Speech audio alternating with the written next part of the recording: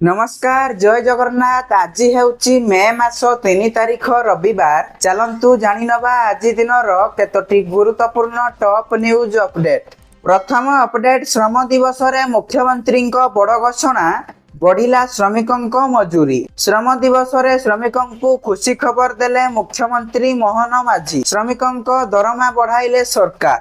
श्रमिकों सरकार भेटी देइथिबा बेले दिनकू अधिक 10 टंका बढ़िब मजूरी। अणकुशली श्रमिक पाइबे 472 टंका, एहा सह अर्धकुशली श्रमिक पाइबे 572 टंका एवं अति कुशली श्रमिकों मजूरी 622 टंका को वृद्धि करा जायछि एवं एप्रिल 1 तारिख रु पिछला भाबे एहा लागू हेबो बोली सरकार कहिसंती। परवर्ती खबर, ओडिया एवं इंग्राजी रे मिलिबो मैट्रिक सर्टिफिकेट। माध्यमिक शिक्षा परिषद पक्षरु चलित वर्षर मैट्रिक, मध्यमा एवं राज्य मुक्त विद्यालय परीक्षा फल प्रकाश पाई समस्त प्रक्रिया शेष होईछि। तेबे गणशिक्षा विभागर मंत्री एवं सचिवों अनुमति को अपेक्षा करा जायछि। विभाग पक्षरु सबुज संकेत मिलिले परीक्षा फल प्रकाश तारीख घोषणा करा जिवो बोली सूचना मिलिछि।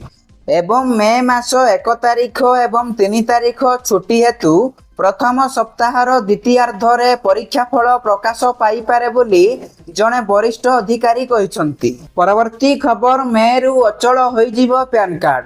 1 मईरु पैन कार्ड रो वेरिफिकेशन एवं व्यवहार को नहीं कठोर नियम लागू हेबाकू जाउछि। जेउ माने पैन कार्ड नियमर पालन करिवे नाही सेमानक पैन कार्ड को बंद कर दिया जिवो। जदि आपण वर्तमान पर्यंत आधार कार्ड सहित पैन कार्ड को लिंक करिनांती ताहले शीघ्र शीघ्र मे 3 तारिख पूर्वरु आधार कार्ड सहित पैन कार्ड को लिंक करनियंतु, नहले आपनको पैन कार्ड को बंद कर दिया जिवो, नहले आपनको 10,000 टंका जरिमाना देबाकू पड़िबो। परवर्ती खबर, केन्दुझर रे गड़िला इलेक्ट्रिक बस। केन्दुझर बासी को भेटी देले मुख्यमंत्री मोहन चरण माझी। विकास सीमावेश रे केन्दुझर रो सामग्रिक विकास पाई 187टी प्रकल्पर लोकार्पण सह भित्तिप्रस्तर स्थापन करिसंती। 1330 कोटी 24 लक्ष टंका व्यय अटकल रे केन्दुझर रो विकास हेबो।